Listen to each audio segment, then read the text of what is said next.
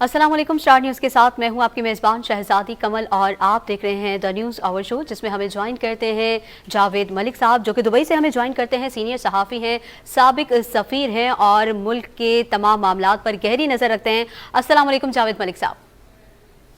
वालेकुम अस्सलाम। जावेद मलिक साहब, इस वक्त पाकिस्तान में सियासी हालात देखें या मुआशी हालात देखें, हर तरफ बड़ी गर्मा गर्मी नज़र आ रही है। सबसे पहले मैं चाहूँगी कि हम आपसे उस मौजू पे बात करें कि जो तारीख में एक नया धचका लगाया गया है, जो तब्दीली सरकार ने एक नई तब्दीली की है, क्योंकि जब से पाकिस्तान बना है पहली बार ऐसा हुआ है कि इतनी बुलंद तरीन सतह पर पेट्रोलियम मसनूआत गई हैं। तो जिस तरह पेट्रोलियम मसनूआत को बढ़ाया गया है और जिस तरह हर चीज़ के ही रेट बढ़ा दिए गए हैं, सबके नरखों में इजाफा हो गया है। बजट पेश जब किया था उसी वक्त ये कानों में आवाज़ें आने लग गई थी कि अब महंगाई होगी, अब महंगाई होगी, और वो हो गया है। क्या देख रहे हैं आप? मुझे वो बातें याद आ रही हैं मोहतरम जनाब वज़ीर आज़म इमरान खान साहब की, जब वो कंटेनर पर खड़े होते थे, बराजुमान होते थे और वहाँ पे फरमाया करते थे कि जब पेट्रोल की कीमतें ऊपर जाती हैं तो इसका मतलब है कि जो हुक्मरान हैं वो डैश होते हैं। अब डैश को आप खुद भर लें। जी। चोर का वर्ड वो यूज़ करते थे। मैंने पहले सोचा मैं ना यूज़ करूं, लेकिन फिर चलें लोग समझेंगे नहीं, इसलिए मैंने कह दिया। वो कहते हैं हुक्मरान चोर होते हैं, इसके नतीजे में कीमतें जो होती हैं वो ऊपर जाती हैं। तो आज आवाम जो है, आप भी और हम भी और देखने वाले और सुनने वाले ये सवाल कर रहे हैं कि अब जो कीमतें ऊपर जा रही हैं तो फिर क्या कहा जाए। उसी कॉल जो कि मोहतरम इमरान खान साहब ने कंटेनर पर खड़े होकर हमें बताया था, क्या हम ये उन पर भी लागू कर सकते हैं या उनकी हुकूमत पर लागू कर सकते हैं? अल्लाह ना करे वो ऐसे हों। उनकी बारे में कहा जाता है कि वो तो बहुत ही शफाफ तर्ज हुक्मरानी करते हैं, लेकिन यही सवाल जन्म देता, यही चीज़ इस सवाल को जन्म देती है कि जब आप दूसरे पे दूसरी हुकूमत पर इल्ज़ाम लगाते हैं तो फिर यही कहा जा सकता है कि गालिबन आपको पूरी तरह से हालात का इदराक नहीं था। अभी तो सब यही कहते हैं ना कि इमरान खान साहब करप्ट नहीं हैं, वो बिल्कुल शफाफ हैं। तो क्या ये भी मुमकिन है कि उस वक्त के हुक्मरान भी करप्ट नहीं थे और वो भी शफाफ थे? हो सकता है। लेकिन एक्सटर्नल प्रेशर्स ऐसे होते हैं, दुनिया की आलमी मंडियों की कीमतों में जब इजाफा होता है तो वो ट्रांसलेट होता है आपके मुल्क में। कीमतें बढ़ने का एक ही रीजन नहीं होता कि आपके हुक्मरान करप्ट हो जाते हैं। खान साहब के जो फिलॉसफी है उसके मुताबिक तो डायरेक्टली वो चोरी चोरी का इल्जाम लगा दिया करते थे, आपको याद होगा। लेकिन हम ऐसे नहीं करेंगे। हम ये कहेंगे कि देखिए, आलमी मंडी के अंदर जब कीमतें बढ़ती हैं या नीचे आती हैं, हाँ ये एक अलग बहस है कि जब कीमतें नीचे आई आलमी मंडियों में तेल की, तो उस वक्त वो जो बेनिफिट था वो आवाम तक उस तरह से नहीं पहुंचा जिस तरह से वो पहुंचना चाहिए था। जी बिल्कुल।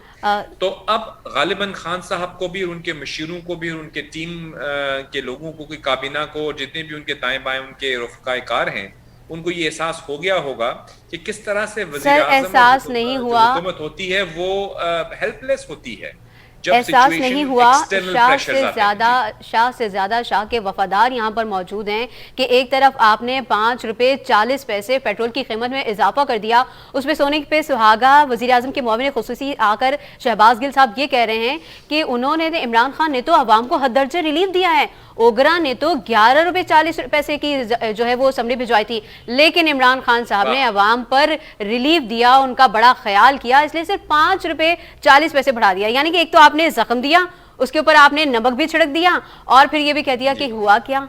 तो ये शाह से ज्यादा शाह के वफादार मौजूद हैं अभी भी। बिल्कुल। देखिए, यही वो अनफॉर्चुनेट रियलिटी है हमारे मुल्क की सियासत में, और ये सिर्फ खान साहब के दाएं बाएं नहीं है ऐसे लोग।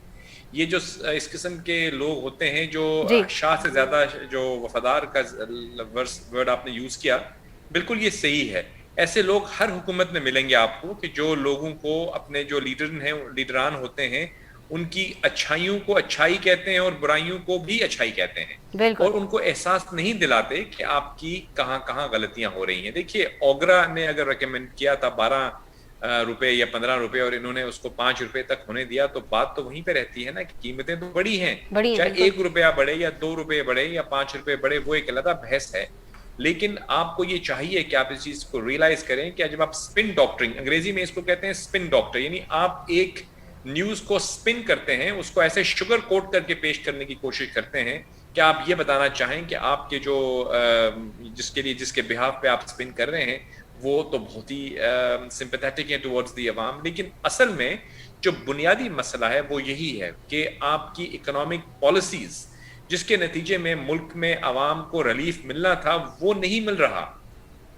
شہباز گل صاحب سے ہماری، بلکہ ہم چاہیں گے کسی دن کو اس پروگرام میں مدعو کریں کیونکہ بڑی ضرور وہ ضرور باتیں بھی کرتے رہتے ہیں، کہ ان سے ہم یہ پوچھیں گے کہ دیکھیے سوال یہ اٹھتا ہے کہ جو ریلیف جس کا وعدہ کیا گیا تھا اس ریلیف کے لیے لوگ منتظر ہیں. بالکل تبدیلی بالکل سرکار سے لوگ ایکسپیکٹ کر رہے ہیں کہ ان کی زندگی میں تبدیلیاں لے کر آئے. بالکل وہ بالکل تبدیلی سرکار پاکستان کو نیا پاکستان بنانے والی تھی. یہ وہی تبدیلی سرکار ہے جہاں مدینہ کی ریاست بننے والی تھی. تو یہ سوال ہے نا، اس کے اوپر آئیے آپ. یہ 5 روپے کی جگہ 10 روپے کر دیا، 10 کی جگہ 5 کر دیا، ٹھیک ہے، یہ اسپننگ آپ کر سکتے ہیں، آپ اس فرض کو نبھا رہے ہیں بہت اچھے طریقے سے، لیکن عوام کو ریلیف کیسے ملے گا جب ان کی قیمتیں کم ہوں گی؟ کم ہوں گی. اس طرح سے بالکل تو ریلیف نہیں مل سر، سکتا جب کہ کم آپ ہوتی چیز ہیں تو قیمتیں 1 بڑھائیں روپیہ بھی 50 پیسے، اور ساتھ یہ بھی 1 کہتے روپیہ ہیں دیکھیے یہ 60 تو پیسے. ہم نے اتنی نہیں بڑھائی جتنی بڑھانی چاہیے. بالکل بالکل عجیب جب بھی منطق کم ہونے کی بات ہے ہوتی ہے تو ہم 1 روپیہ 50 پیسے، 1 روپیہ 60 پیسے اس طرح ہمیشہ کم ہو. لیکن جب بڑھنے کی بات آتی ہے 5 روپے بڑھ گیا، 7 روپے بڑھ گیا، تو ابھی تو جب سے پاکستان بنا ہے پہلی بار اتنی بلند ترین سطح پر پہنچا ہے. اس سے پہلے غالباً 2019 میں 117 روپے 83 پیسے ہوا تھا اور اس وقت بھی بڑا واویلا مچایا گیا تھا، لیکن عوام کی سنے تو کون. ایسے موقع پر مجھے جو پی ایس پی کے رہنما انیس قائم خانی، ان کا جو ایک بیان ہے مجھے بڑا پسند آیا کہ انہوں نے کہا کہ تبدیلی سرکار نے جو تبدیلی کے نام پر عوام کو خواب دکھائے تھے وہ عذاب میں بدل گئے. اور انہوں نے ٹھیک کہا تھا کہ یہ غربت ختم کریں گے. اصل میں یہ غربت نہیں، یہ غریبوں کو ختم کریں گے، اور ویسے ہی ہو رہا ہے. اب دیکھیے جو ہمارے پی ایس پی ہوں یا ہمارے بہت سے ایسے رہنما ہیں جن کی جو لینگویج ہوتی ہے یا ان کی جو جملے ہوتے ہیں ان کا مقابلہ تو ہم نہیں کر سکتے. بہت اچھی وہ بات سے مثال بھی دیتے ہیں، اگزامپل بھی دیتے ہیں، لیکن سوال یہ ہے کہ ایکسپیکٹیشنز کس نے بلند کی عوام کی؟ عوام کو خواب کس نے دکھائے؟ بالکل عوام کو یہ تو نہیں کہا نا نواز شریف نے یا زرداری صاحب نے یا کسی ایم کیو ایم نے یا پیپلز پارٹی نے کہ آپ جو ہیں وہ یہ خواب دکھائیں. یہ خواب تو خود خان صاحب نے کنٹینر پر کھڑے ہو کے سنہرے خواب نئے پاکستان کے، بنے گا نیا پاکستان جب آئے گا عمران. تو یعنی وہ جو آپ کو یاد ہوگا ترانے جو بجتے تھے تو ایک ولولہ پیدا ہو گیا لوگوں کے دلوں میں کہ اب واقعی خان صاحب جب آ جائیں گے تو ہمارے ملک کی تقدیر بدل جائے گی. قیمتیں جو ہیں وہ کم ہونی شروع ہو جائیں گی، نوکریاں ملنی شروع ہو جائیں گی، گھر بننے شروع ہو جائیں گے، بیرون ملک ہمارے جو قرضے ہیں ان میں بالکل ختم نہ ہو تو کم سے کم ہو جائیں گے. لیکن اگر آپ دیکھیں تو ہماری ڈیٹ جو اس وقت ہمارا مالیاتی خسارہ ہے وہ پہلے سے زیادہ ہے. اگر آپ دیکھیں ہمارا جو جی ڈی پی ہے وہ پہلے سے بہت نیچے چلا گیا ہے. 5 کچھ تک جو ہے وہ نواز شریف صاحب کے دور میں تھا، اور اگر آپ دیکھیں تو اس سے آدھا بھی نہیں رہا. یہ وہ بنیادی اکنامک فنڈامنٹلز ہیں جن کی طرف توجہ دینے کی ضرورت ہے. محترم شہباز بھٹی ہوں یا جو بھی ان کے ایڈوائزرز ہیں، وہ خان صاحب کو دیکھیے، آپ کا اچھا مشیر وہ ہوتا ہے جو آپ کی اچھائیاں اور آپ کی برائیاں دونوں آپ کو بتا دے. بے شک اگر آپ ان کو صرف ایک روزی پکچر پینٹ کریں گے، یعنی کہ دیکھیے آپ کی دور میں تو کیا کہتے ہیں، یعنی دودھ کی نہریں بہ رہی ہیں، تو سب اچھا کی رپورٹ جسے کہا جاتا ہے وہ اگر ملتی رہے گی ان کو تو پھر غالباً خان صاحب کے لیے یہ مناسب نہیں ہوگا. ان کو گراؤنڈ ریالٹی کے اوپر آ کر دیکھنا چاہیے کہ حالات کیسے ہیں، عوام کیا پہلے سے زیادہ خوش ہیں، کیا ان کو جو نوکریاں ملی ہیں. تو سر جماعت اسلامی کے سراج الحق صاحب نے جس طرح کہا ہے کہ حکومت جو ہے یہ آئی ایم ایف کے سامنے سر جھکا چکی ہے، تو کیا یہ پاسبل ہے کہ واقعی حکومت اس وقت مکمل طور پر آئی ایم ایف کے سامنے سر جھکا چکی ہے اور وہاں سے جو پیغامات آ رہے ہیں انہی کو یہ یہاں پر قانون بنا کر، آئین بنا کر لاگو کیے جا رہے ہیں؟ اب دیکھیے یہ جو سوال ہے نا اس کا جواب دیکھیے ہم کوشش کرتے ہیں کہ ہم اس پروگرام میں ایک بیلنسڈ اوپینین دیں. میں تنقید برائے تنقید پر تو ہم یقین نہیں رکھتے. جو چیز غلط ہے وہ غلط ہے، جو صحیح ہے وہ صحیح ہے. اب آئی ایم ایف کے سامنے گھٹنا ٹیکنے کی جو بات کی جاتی ہے تو وہ اس کے لیے صرف پی ٹی آئی کو آپ مورد الزام نہیں ٹھہراتے، اور ہم یہ بھی نہیں کہتے کہ خان صاحب نے جو کہا تھا کہ اگر مجھے قرضہ لینا پڑا یا آئی ایم ایف کے پاس جانا پڑا تو میں کیا کروں گا. جی ہم نہیں کہتے وہ بات کہ واللہ ان کو لمبی زندگی دے. ہم تو ان کے یعنی دعا کرتے ہیں ان کے لیے، سب کے لیے ہم دعا گو ہیں. لیکن یہ جو آئی ایم ایف کے سامنے گھٹنے جھکانے والی بات ہے، یہ تو اس کے لیے تو بہت سے لوگ گلٹی ہوں گے، تمام حکومتیں. بیکاز دیکھیے اگر آپ کا ملک مقروض ہے اور آپ جو ہیں وہ قرضہ لے چکے ہیں, تو اگر خدا نہ خواستہ میں نے آپ سے قرضہ لیا ہوا ہو تو میں تو آپ کی باتیں مانوں گا نا, پھر مجھے آپ کی بات ماننی پڑے گی بیکاز آپ کا میں مقروض ہوں.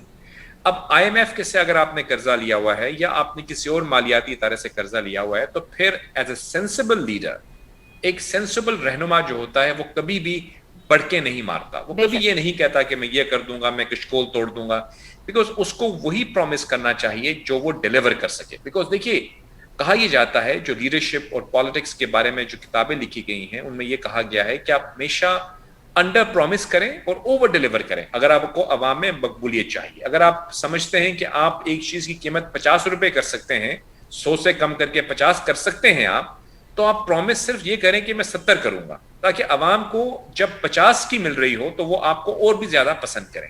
یہاں پہ ہوا یہ ہے کہ آپ نے وعدہ کر دیا ہے کہ میں کشکول توڑ دوں گا, آپ نے وعدہ کر دیا ہے میں آئی ایم ایف کے پاس نہیں جاؤں گا, آپ نے وعدہ کر دیا ہے کہ میں نوکریاں فراہم کروں گا, اور وہ وعدے آپ نے اس وقت کیے جب آپ کے پاس پوری طرح سے آپ کو غالباً ادراک نہیں تھا. اوبیسلی خان صاحب جو ہیں وہ سیاست میں تو رہے ہیں لیکن کبھی انہوں نے حکومت نہیں کی. کچھ لوگ یہ سوال ضرور اٹھاتے ہیں کہ دیکھیے 5 سال تو ان کی پارٹی نے کے پی کے میں حکومت کی تھی, تو ان کو کچھ تجربہ تو ہونا چاہیے تھا, اور اس تجرباتی ٹیم کو لے کر وہ اگر آتے فیڈریشن میں, یعنی جو کے پی کے میں ٹیم ڈیلیور کر رہی تھی وہ اگر آتی فیڈریشن میں, تو شاید اس کے تجربے سے وہ فائدہ اٹھاتے. آپ کے سامنے ہم ایگزامپل رکھتے ہیں, جب شہباز شریف صاحب وزیر اعلیٰ پنجاب تھے تو ان کی گورننس کے بڑے بول بولا تھا, دنیا بھر میں کہا جاتا تھا کہ جی شہباز شریف صاحب جو ہیں وہ بہت اچھی گورننس کرتے ہیں.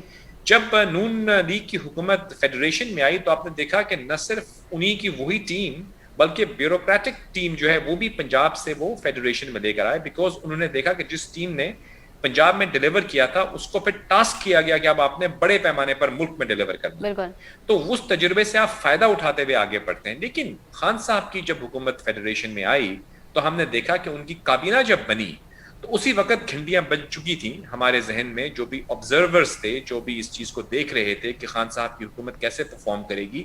جب انہوں نے دیکھا کہ ان کی کابینہ کے اندر 50% سے زیادہ لوگ تو کاف لیگ کے ہیں یا مختلف ان جماعتوں کے ہیں جو کہ کاف لیگ اور پیپلز پارٹی, اور یعنی وہی چہرے جو مختلف جماعتوں کا لبادہ اوڑھ کر حکومت میں پہلے رہے تھے وہی اب پی ٹی آئی کا لبادہ اوڑھ کر جو ہے وہ پی ٹی آئی کی حکومت میں آ گئے ہیں.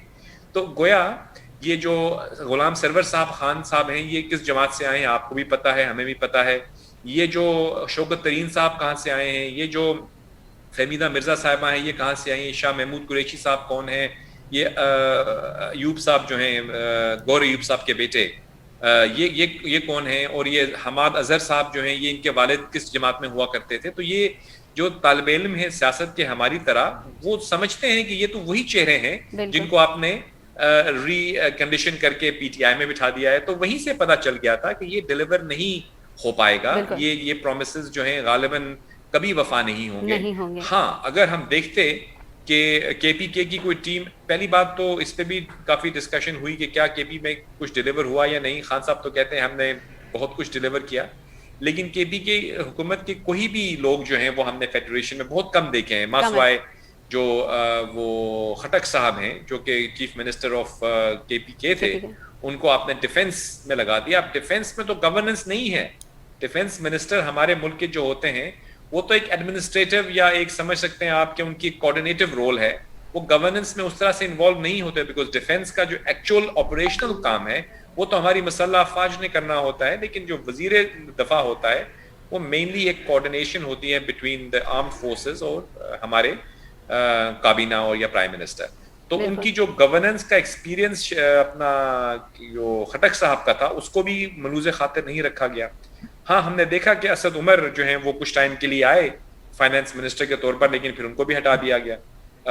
تو اسی وقت لوگوں نے کہہ دیا تھا کہ یہ جو وعدے کیے گئے ہیں یہ پورے ہوتے ہوئے نظر نہیں آ رہے, اور وہی ہوا انفارچونیٹلی کہ قیمتیں بھی بڑھ رہی ہیں, اکانومی بھی جو ہے وہ زبوں حالی کا شکار ہے.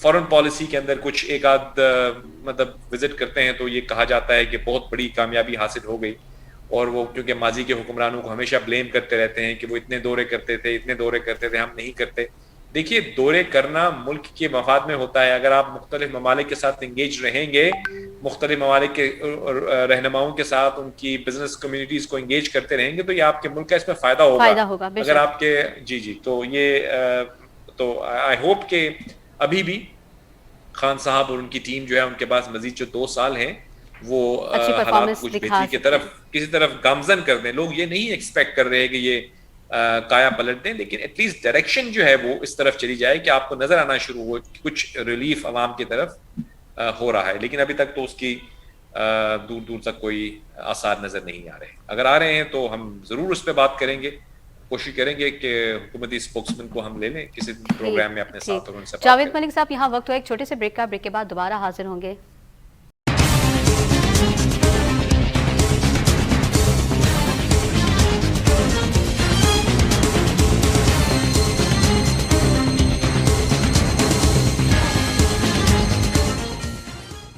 ویلکم بیک ناظرین. ہم بات کر رہے ہیں کہ حکومت کی جانب سے عوام پر ایک ہی مہینے میں جو دوسرا پیٹرول بم گرایا گیا ہے, اس کے بعد نہ صرف پیٹرول کی قیمتوں میں اضافہ ہوا ہے بلکہ تمام اشیاء ضروریہ میں کی قیمتوں میں اضافہ ہو گیا ہے. اس پر ہمارے ساتھ بات کر رہے تھے جاوید ملک صاحب.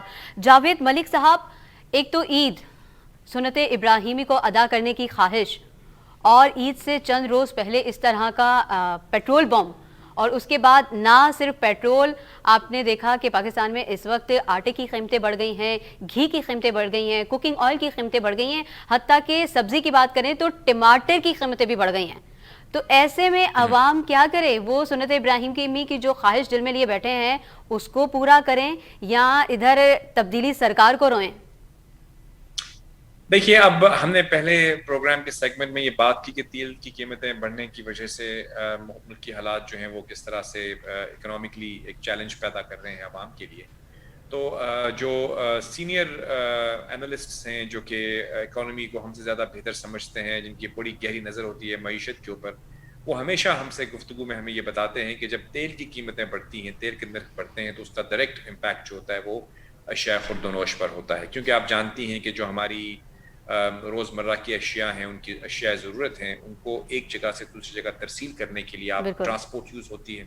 آپ ٹرکس ہیں, ٹرانسپورٹیشن کا نظام ہے, وہاں پہ پھر بجلی میں سٹوریج کے سسٹمز ہیں, ایک پورا ایک سپلائی چین ہوتی ہے جس کے اندر بجلی کا اور تیل کا نرخ جو ہے وہ اہم کردار ادا کرتا ہے. اگر آپ نے ذکر کیا ٹماٹر کا یا کسی بھی سبزی کا, تو وہ آپ ایک مقام سے دوسرے مقام پر لے کے جاتی ہیں. اگر اس کی قیمتیں بڑھ گئی ہیں آئل کی, تو ڈیفینیٹلی جو آپ کو کاسٹ آف ڈیلیوری ہے وہ بڑھ جائے گی.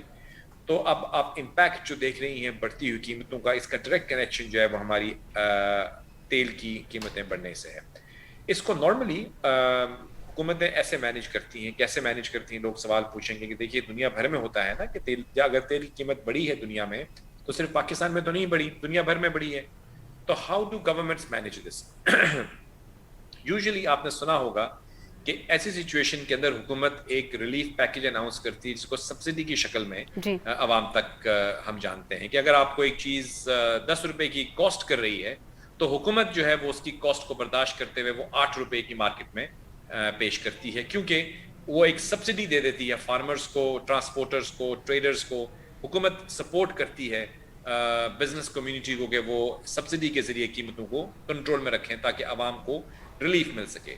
اب ہمیں نہیں معلوم کہ فوڈ سبسڈی اس وقت کتنی ہے, کیونکہ جیسے میں نے آپ کو پہلے بتایا کہ ہمارے جو بات ہوئی ہے معیشت کے ایکسپرٹس کے ساتھ, وہ یہ کہہ رہے ہیں کہ بہت ایسی, نہ صرف فوڈ پر بلکہ کافی ایسی چیزوں کے اوپر سبسڈی کو لفٹ کر لیا گیا. بلکہ آپ جانتی ہیں کہ ایون جو ہماری میٹرو ٹرین چلتی ہے یہاں پہ لاہور کے اندر, تو اس کے بارے میں بھی کہا جاتا ہے کہ ہیویلی سبسڈائز ہے. یعنی اس ٹرین کو چلانے کے لیے آپ کی جو قیمت ایک فرد دے رہا ہے, اگر 10 روپے دیتا ہے وہ کرایہ, تو 10 روپے میں وہ افورڈ نہیں کر سکتے اس سسٹم کو چلانے کے لیے. حکومت کے یعنی وہ پروفٹ نہیں بناتی آپ کی, لیکن حکومت اس کو سبسڈائز کرتی ہے تاکہ عوام کو ریلیف ملے. تو اس کا ایک ہی سلوشن دنیا بھر میں ہے کہ جب کبھی بھی قیمتیں کنٹرول سے باہر ہوں, حکومت سبسڈی انٹروڈیوس کرے اور چیزوں کو کنٹرول میں لے کر آئے. اب یہاں پہ دوسری بحث شروع ہو جاتی ہے کہ صوبہ جو ہے وہ انڈیپینڈنٹ ہے, کچھ نرخ جو ہیں وہ کچھ چیزیں جو ایک صوبے سے آ رہی ہیں, کچھ. بہرحال یہ ایک ایسی بحث ہے جس کے اوپر ہم کافی وقت گزار سکتے ہیں, لیکن پوائنٹ وہیں پہ ہے کہ اٹس آل اباؤٹ گورننس.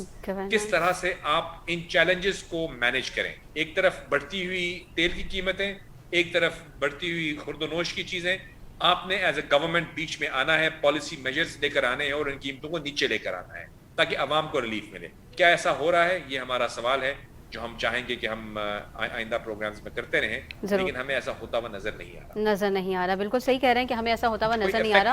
اور اس حکومت سے کنٹرول کرنے کے لیے جی بالکل شاید یہی وجہ ہے کہ تبدیلی سرکار سے عوام جو ہے وہ خوش نظر نہیں آ رہے. لیکن سر اگر عوام خوش نہیں ہے اس تبدیلی سرکار سے، اس حکومت سے، مہنگائی سے تنگ ہے، اس کے باوجود جب ہم دیکھ رہے ہیں کہ آزاد کشمیر میں جلسے ہو رہے ہیں، جلوس ہو رہے ہیں، تو وہاں پر اتنی بھیڑ کس لیے ہے؟ دیکھیے بھیڑ کس کے لیے لگ رہی ہے، یہ تو ہمیں جو نظر آ رہا ہے وہ یہ ہے کہ مریم نواز شریف صاحبہ جب کشمیر میں کیمپین کر رہی ہیں تو جس بڑی تعداد میں عوام نے ان کو ویلکم کیا ہے، یقیناً اس سے تو یہی لگتا ہے کہ نواز شریف صاحب کا جو نیریٹو ہے، یعنی ووٹ کو عزت دو، یہ نیریٹو نہ صرف پاکستان کے اندر بلکہ آزاد کشمیر کے ریجن کے عوام نے بھی اس کو لبیک کہا ہے. یہی اس چیز کا اندیہ ہے کہ دیکھیے بہت بڑی تعداد میں جو ہیں آپ جس مقام پر وہ جاتی ہیں وہاں پہ لوگ امنڈ آتے ہیں. اب کہنے والے یہ بھی کہہ رہے ہیں، نون لیگ کے ذرائع جن سے ہماری بات ہوتی ہے، کہ کچھ تو ایسی میٹنگز ہیں جہاں پہ پلاننگ بھی نہیں تھی کہ یہاں پہ جلسہ ہوگا، لیکن اس کے باوجود اتنی بڑی تعداد جمع ہو گئی.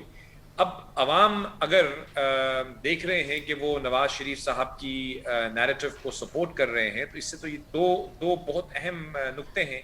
ایک یہ کہ وہ موجودہ حکومت سے متنفر ہیں، وہ دیکھ رہے ہیں کہ اس حکومت کو ہم نے الیکٹ تو کر دیا یا بہرحال جیسے بھی حکومت آ گئی، لیکن ان کے وعدے پورے نہ ہوئے. نواز شریف صاحب جن کی حکومت چل رہی تھی، ان کی حکومت جو ہے وہ اس کے وقت 5 سے زیادہ آپ کا G D P growth rate تھا. دنیا کے ساتھ آپ کا تجارت جو تھی وہ بڑھ رہی تھی، اکنامک ڈپلومیسی دنیا بھر میں ہو رہی تھی. آپ دیکھ رہے تھے کہ عوام کو ریلیف مل رہا تھا، بجلی کے کارخانے لگ رہے تھے. آپ کی جو بجلی کی لوڈ شیڈنگ کا ایک جن جو تھا اس کو انہوں نے بوتل میں بند کیا، اور آپ نے دیکھا کہ لوڈ شیڈنگ اس طرح سے نہیں ہونے، جب وہ آئے تو جس طرح ہو رہی تھی، اور جب ان کی حکومت ختم ہوئی تو کس طرح سے وہ کنٹرول ہو گئی. آپ کے ملک میں جو خانہ جنگی کی صورتحال تھی اس کو انہوں نے کس طرح کنٹرول کیا. اور آپ نے یہ بھی دیکھا کہ بین الاقوامی سطح پر پاکستان کی جو میسج تھا، پاکستان کو جو نیریٹو تھا، پاکستان کا جو موقف تھا، اس کو بھی انہوں نے بلند کیا. عوام کو ریلیف بھی مل رہا تھا. تو اب لوگ یہ دیکھ رہے ہیں کہ یار یہ حکومت تو تبدیلی سرکار آ تو گئی ہے، لیکن یہ نیا پاکستان جس کے خواب ہمیں دکھائے گئے تھے، وہ نیا پاکستان تو ابھی کہیں نظر نہیں آ رہا. اس سے تو بہتر وہی پرانا پاکستان ہے جس کے اندر نواز شریف صاحب یا زرداری صاحب کی حکومت ہوا کرتی تھی. ایٹ لیسٹ کم سے کم اتنی مہنگائی تو نہیں تھی. اس کی وجہ میں بتاؤں آپ کو، بہت وجوہات ہیں، لیکن ایک اہم وجہ یہ ہے کہ چاہے نواز شریف صاحب کی جماعت PMLN ہو یا زرداری صاحب کی ہو، ان کو یہ پتا ہے کہ گراس روٹس پر ان کا روز کا واسطہ پڑتا تھا اپنے ووٹرز کے ساتھ. ان کے جو MNAs ہیں وہ اپنے عوام کے ساتھ رابطے میں رہتے تھے، ان کو پتا تھا کہ کیا ہم نے کل دوبارہ جا کے ووٹ لینا ہے ان سے. تو وہ ہمیشہ نواز شریف صاحب یا اپنے رہنماؤں کو ایڈوائز کرتے تھے کہ کس طرح سے سینٹیمنٹ ہے اس وقت آن گراؤنڈ. خان صاحب کے ارد گرد جو لوگ ہیں وہ سارے مشیروں کی ایک فوج ہے جو کہ نہ الیکٹڈ ہیں، نہ ہی ان کے پاس اس طرح سے گراس روٹ پر کوئی رسائی حاصل ہے. اور جو ان کی جماعت میں ادھر ادھر سے آئے ہوئے لوگ ہیں، کوئی کاف لیگ سے، کوئی نون لیگ سے، کوئی PPP سے، وہ تو اوبیسلی ان کی تو موقف ہی کچھ اور ہے. وہ تو صرف حکومت میں رہنے کے لیے آئے ہیں نا، وہ تو کسی نئے پاکستان کو بنانے کے لیے آئے نہیں ہیں. اسی لیے ہم دیکھ رہے ہیں کہ جس طرح سے ان کو عوام کی مقبولیت جو ہے پاکستان میں دیکھا، جتنے بھی آپ نے دیکھا یہ ضمنی انتخابات ہوئے اس کے اندر نون لیگ کو کامیابی حاصل ہوئی. اب کشمیر کے اندر بھی عوامی سطح پر تو بہت پذیرائی مل رہی ہے ان کو. اب دیکھتے ہیں کہ وہ اس کامیابی، یعنی اس پاپولیرٹی کو، اس نیریٹو کی پاپولیرٹی کو نون لیگ کس طرح سے ووٹس میں کنورٹ کرتی ہے، یقیناً یہ آئندہ آنے والے دنوں میں ہی پتہ چلے گا.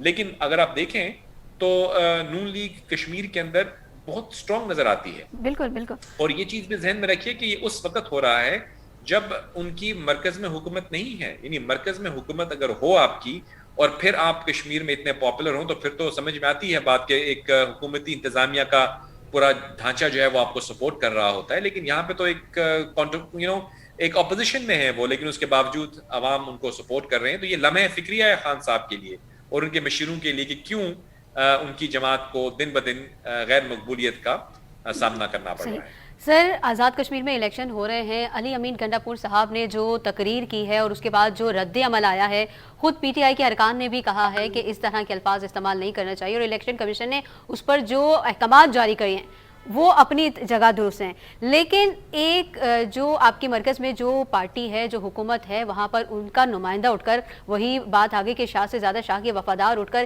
اس طرح کی جملے بازی کریں گے، ایوانوں میں یہ سب کچھ ہوگا، تو ان کو روکا کیسے جائے گا؟ کیونکہ آج جو الیکشن کمیشن نے جو بیان ان پر جو ایکشن لیا ہے وہ ٹھیک ہے، لیکن ان کو مستقل کے لیے دوبارہ اس طرح کے الفاظ استعمال نہ کیے جائیں یا اس طرح کے ہوت سے اتکنڈے استعمال نہ کیے جائیں، اس کے لیے کیا کیا جا سکتا ہے؟ دیکھیے مجھے تو بہت دکھ ہوتا ہے، چاہے وہ حکومتی وزراء ہوں یا وہ اپوزیشن کے رہنما ہوں، جب وہ جملے بازی کرتے ہوئے اتنے آگے نکل جائیں کہ وہ اخلاق کے دائرے سے باہر آ جائیں، یا ہمارے جو معاشرتی اقدار ہیں ان کو ملحوظ خاطر نہ رکھیں۔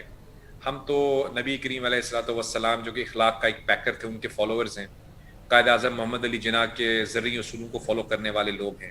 ہم تو ایک اسلامی جمہوریہ پاکستان میں یقین رکھتے ہیں جہاں پہ ایک دوسرے کے ساتھ اخلاق پر مبنی گفتگو کی جائے۔ اب اگر آپ ہمیں اولڈ فیشن کہیں تو یہ آپ کی مرضی، لیکن ہم تو انہی اقدار میں یقین رکھتے ہیں اور انہی کے اندر ہم جینا بھی چاہتے ہیں۔ ہمیں اچھا نہیں لگتا چاہے وہ اپوزیشن ہو یا حکومت ہو، جب ایک دوسرے کے اوپر وہ جملے بازی کرنے میں، سبقت لے جانے کی جنگ میں وہ اخلاقیات کو بالائے طاق رکھتے ہیں۔ اب جو الفاظ یا زبان استعمال کی گئی، میں اس کے بارے میں کیا کہہ سکتا ہوں آپ کو؟ خود الیکشن کمیشن کی جو آپ نے دیکھی ہے، ایک انہوں نے کشمیر الیکشن کمیشن نے جو بات کی ہے، وہ اس چیز کا مظہر ہے کہ جو اخلاقیات ہیں اور جو ڈیکورم ہے الیکشنز کا وہ برقرار نہیں رہ رہا، اس کو رکھنا اور چاہیے۔ دیکھیے خصوصاً جب ایک فیڈرل منسٹر ہیں، دیکھیے میں ذاتی طور کے اوپر چاہے اب کیسی بھی سوچ رکھتا ہوں، کیسی بھی میری موقف ہو، لیکن جب میں ایک عہدے پہ بیٹھا ہوا ہوتا ہوں تو مجھے یہ ذہن میں رکھنا چاہیے کہ میں اپنے عہدے کے ڈیکورم کو، اس کے جو ایک تقدس ہے، اس کو ذہن میں رکھتے ہوئے بات کروں۔ بالکل، یعنی ایک فیڈرل منسٹر وہ ہوتا ہے جو کہ ایک ملک کے اندر سے عوام پہلے ایک پارلیمنٹ کو انتخاب کرتے ہیں، پارلیمنٹ کے اندر سے جو بہترین لوگ ہوتے ہیں ان کو یعنی وزیر اعظم صاحب نامزد کرتے ہیں بحیثیت وزیر، یعنی وفاقی وزیر یا وزیر مملکت۔ اب جو وفاقی وزیر ہیں اصولی طور پر یہ تو بہت یعنی سلیکٹڈ لوگ ہونے چاہیے، ایسے لوگ جو کہ اخلاقی طور پر بھی بلند ہوں، جو ذاتی ان کا کیریکٹر بھی جو ہے وہ ابو بورڈ ہو، وہ ٹرانسپیرنٹ ہوں، وہ گڈ گورننس پر یقین رکھیں، اپنے اپنے شعبے کے ماہر ہوں۔ لیکن آپ اگر کابینہ میں دیکھیں، اور یہ صرف پی ٹی آئی کی بات نہیں ہو رہی، مختلف جماعتوں میں ہم ایسے دیکھتے ہیں کہ کچھ لوگ آ جاتے ہیں جو کہ وفاقی وزیر تو بن جاتے ہیں، لیکن غالباً ان کو ادراک نہیں ہوتا کہ وہ جس کرسی پہ بیٹھے ہوئے ہیں وہ کتنی مقدس ہے، یعنی ایک تقدس ہے اس کرسی کا۔ تو ہم گزارش کر سکتے ہیں، کیونکہ ہم تو عوام ہیں، اب وہ تو حکمران لوگ ہیں نا، حکمرانوں کو تو ہم گزارش ہی کر سکتے ہیں بے شک، بے شک، کہ جب آپ اسٹیٹمنٹس دیں اور جب آپ اپنے کانڈکٹ کریں تو پلیز اپنے آفس کے تقدس کا خیال رکھتے ہوئے اسٹیٹمنٹس دیجیے اور ایکشنز کیجیے۔ ہم اسے گزارش کر سکتے ہیں، اس سے عوام کے اندر بھی ان کی مقبولیت بڑھے گی، اور جو ایک کانفیڈنس ہوتا ہے ہمارا اس سسٹم کے اندر، جمہوریت کے اندر، پارلیمانی جمہوریت کے اندر، وہ بھی بحال ہوگا۔ لیکن جب ایک ایسے اسٹیٹمنٹس اور ایکشنز نظر آئیں گے جو کہ in becoming of federal minister ہیں، تو یقیناً ہم دکھ ہی کریں گے۔ میں یقین نہیں کرتا کہ ہم اس کو پبلک میں مطلب ڈسکس بھی کریں، کیونکہ دیکھیے چاہے جو کچھ بھی ہے، ہم سب پاکستانی ہیں، حکومت میں ہوں، اپوزیشن میں ہوں، ایک مقصد ہونا چاہیے کہ ملک کی بہتری ہو، اور ملک کی بہتری کے لیے ہم ان کو تجویز دے سکتے ہیں۔ بہرحال آگے فیصلہ ان کا ہے کہ وہ اس پہ عمل کریں یا نہیں۔ بالکل سر، عمران خان کی ٹیم میں اگر ہم دیکھیں تو کپتان کے ایسے بہت سارے کھلاڑی ہیں جنہیں اخلاقی طور پر تربیت کی بہت زیادہ ضرورت ہے، پھر وہ شہباز گل ہوں، پھر وہ علی امین گنڈا پور ہوں، پھر وہ فواد چودھری ہوں، یا پھر وہ فردوس عاشق اوان صاحبہ ہوں۔ بات سر یہ ہے کہ جب وہاں پہ الیکشن ہو رہے ہیں اور ایک بڑی تعداد میں لوگ آ رہے ہیں، شہباز گل صاحب کہتے ہیں کہ جو کہتا ہے، یہ انہوں نے مریم نواز کی تقریر پر ان کو جواب دیتے ہوئے کہا ہے کہ جو کہتا ہے وہی ہوتا ہے۔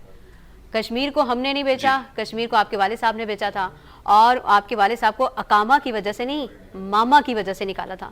تو سر جب اس طرح کی جملے بازی ہوں گی تو پھر یہی ہوا کہ جو کہتا ہے وہی ہوتا ہے، اس طرح تو پھر ان کے لوگ بھی بہت کچھ کہہ رہے ہیں۔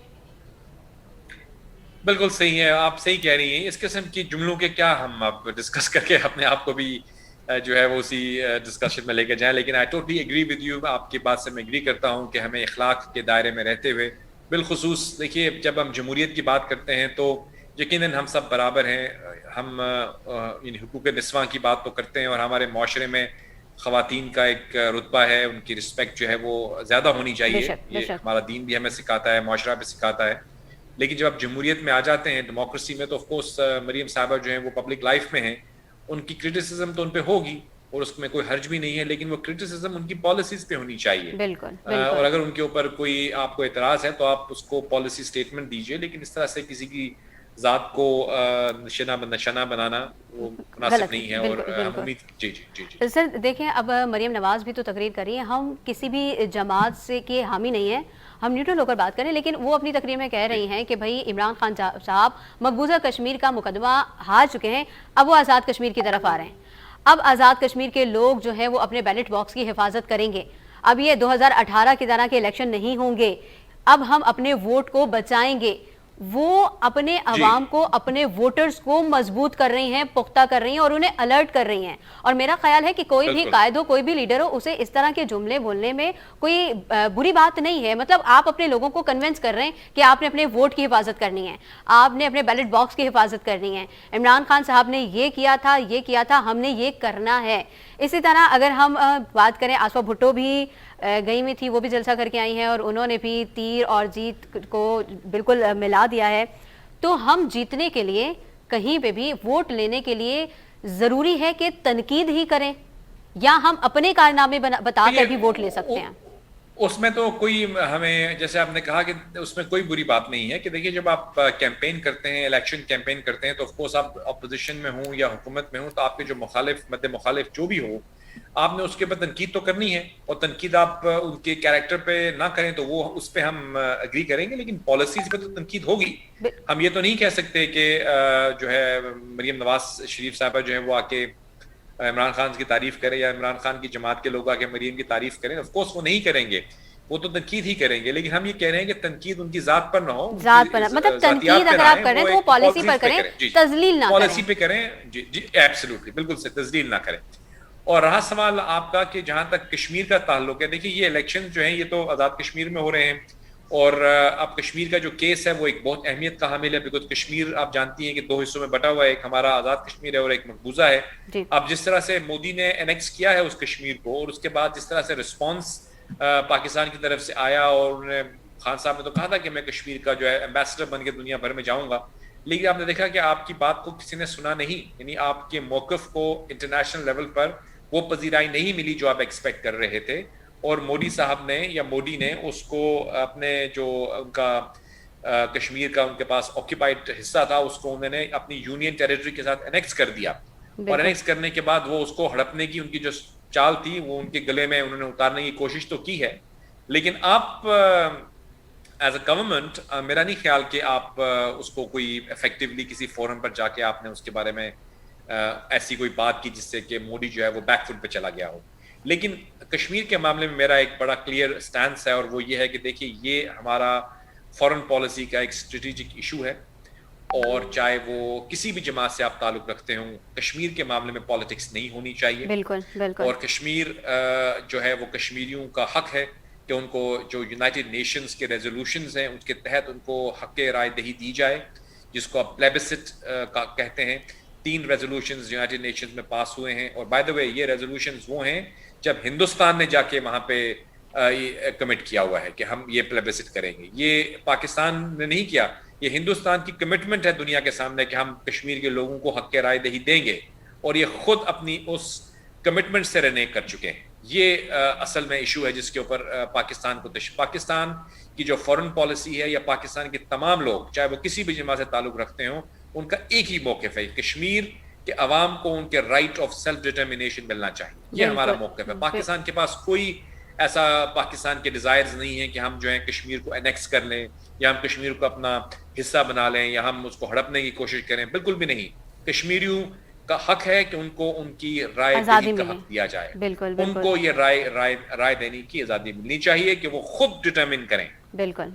جمہوریت, انسانی حقوق, بین الاقوامی قوانین, انٹرنیشنل لا اس چیز کا متقاضی ہے کہ کشمیر کے عوام کو ان کا حق رائے دہی ملنا چاہیے. پاکستان کا موقف وہی ہے جو کہ UN ریزولوشن میں انشرائنڈ ہے کہ پاکستان یہ کہتا ہے کہ ان لوگوں کو حق ملے. That's all. That's a very simple solution. لیکن ہندوستان کا جو موقف ہے اس کے اندر کوئی بھی صداقت نہیں ہے. اس نے صرف ایک غاصبانہ قبضہ کرنے کی ناکام کوشش کی ہے, کر رہا ہے, لیکن وہ انشاءاللہ ناکام ہوگا. بالکل بالکل جاوید ملک صاحب, ہم آپ کی اس بات سے بالکل متفق ہیں, اور ہم چاہیں گے کہ ہمارا یہ پیغام جہاں جہاں تک جا سکے تو ان سے ہم صرف اتنا ہی کہیں گے کہ آپ تنقید کر سکتے ہیں پالیسی پر, خدارہ آپ لوگ تذلیل کرنے سے پرہیز کریں, کیونکہ آپ کو دیکھ کر پوری دنیا اس ملک کی سیاست کو اور اس ملک کو سمجھ رہی ہے. تو اگر آپ ہی اس طرح کریں گے تو پھر ہمارے بارے میں کیا لوگ سوچیں گے اور کیا دیکھیں گے. سر, عمران خان صاحب کا دورہ ازبکستان کیا دیکھتے ہیں آپ؟ دیکھیے, میں تو آپ کو پہلے بھی کہہ چکا ہوں کہ میں یہ سمجھتا ہوں کہ پاکستان کو دنیا بھر کے تمام ممالک کے ساتھ انگیج رہنا چاہیے. یہ جو کہتے ہیں کچھ مشیران کہ دیکھیں ہمارے وزیر اعظم تو کہیں نہیں جاتے, کچھ آ کے ان کو کہتے ہیں دیکھیے جی ہم تو کسی کا ویٹ نہیں کر رہے, یہ اس چیز سے ہم ایگری نہیں کرتے. آپ کو انگیج کرنا ہے, وزٹ کرنا اچھی بات ہے مختلف ممالک کے ساتھ, بالخصوص خطے میں. پاکستان جس جگہ پہ جغرافکلی لوکیٹڈ ہے, ہمارے مشرق میں بھی اور مغرب میں بھی اور ہمارے جنوب میں بھی, اگر آپ دیکھیں گے شمال کی طرف بھی, تو ہم ایک جو یہ سوویت یونین کے کولیپس ہونے کے بعد جو انڈیپینڈنٹ ریاستیں بنی ہیں, جس میں ازبکستان, تاجکستان, ترکمانستان, آذربائیجان, یہ تمام ممالک جو انہوں نے جنم لیا, ان میں بہت سے ملک جو ہیں مسلمان ممالک ہیں. اور آپ کو یہ بھی پتہ ہے کہ سینٹرل ایشیا کے, وسطی ایشیا کے جو یہ ممالک ہیں, ان کی یہ لینڈ لاکڈ ہیں ان میں سے کافی سارے, اور پاکستان ایک ٹرانزٹ روٹ کے طور پر بھی ان کے لیے بہت اہم ہے. کہ آپ دیکھتی ہیں کہ اگر آپ گوادر پورٹ کو ذہن میں رکھیں, اس لیے پاکستان کا ازبکستان کے ساتھ, ترکمانستان کے ساتھ, آذربائیجان کے ساتھ, یہ آپ کا ازبکستان کے ساتھ, یہ تعلقات بہت اہمیت کے حامل ہیں. اس طرح ہی ہم دیکھتے ہیں Turkmenistan, Pakistan, Iran pipe line بھی چل رہی ہے. تو ہم اس دورے کو میں یہ سمجھتا ہوں کہ جب کبھی بھی پرائم منسٹر کوئی بھی ہو وہ ملک سے باہر جائے, پاکستان کے موقف کو سامنے لے کر جائے, تو ہمیں اس کو سپورٹ کرنا چاہیے. ہمیں اس کو, چاہے پرائم منسٹر کوئی بھی ہو, میں جانتا ہوں کہ جب نواز شریف صاحب باہر جاتے تھے یا زرداری صاحب جاتے تھے تو ان پہ تنقید کرتے تھے لوگ, لیکن ہم ایسا نہیں کریں گے, کیونکہ ہم یہ سمجھتے ہیں کہ پاکستان کے انٹرسٹ میں ہے کہ ہمارے جو ریپرزینٹیوز ہیں وہ ملک سے باہر جتنے بھی ہمارے خطے کے ممالک ہیں ان کے ساتھ انگیج رہیں. Therefore, I think it was a good visit, بالخصوص افغانستان سے انخلا جو ہو رہا ہے جی امریکی فوجوں کا, اس کے بعد پاکستان کی ریجنل امپورٹنس بڑھ رہی ہے. تو اس دورے کا جو اہمیت ہے وہ بہت اہمیت کا حامل ہے, اور ہم ویلکم کرتے ہیں پرائم منسٹر صاحب کے اس وزٹ کو. یعنی کہ آپ بھی پر امید ہیں کہ یہ دورہ نہ صرف پاکستان کی سیاست میں بلکہ پاکستان کی معیشت میں اور تجارت میں کارآمد ثابت ہوگا. بالکل ہونا چاہیے, اور جتنے بھی دورے ہوتے ہیں ان کو کنٹینیو کرنا چاہیے. ریجنل ممالک کے ساتھ انگیج رہنا پاکستان کے انٹرسٹ میں ہے, چاہے وہ کوئی بھی وزیر اعظم ہو, نواز صاحب ہوں, زرداری صاحب ہوں یا خان صاحب ہوں. ہم اس معاملے پہ پالیٹکس نہیں کرنا چاہیے, ہم کو engagement with the world community, یہ ہمارا سب کا کامن انٹرسٹ ہے. ٹھیک ہے جی, بہت شکریہ جاوید ملک صاحب, آپ نے ہمیں اتنا وقت دیا. پروگرام کا وقت یہاں پر ختم ہوتا ہے. انشاءاللہ کل دوبارہ حاضر ہوں گے ایک نئے موضوع کے ساتھ, نئی بحث کے ساتھ. تب تک کے لیے اجازت دیجیے اپنی میزبان شہزادی کمل کو. اللہ حافظ.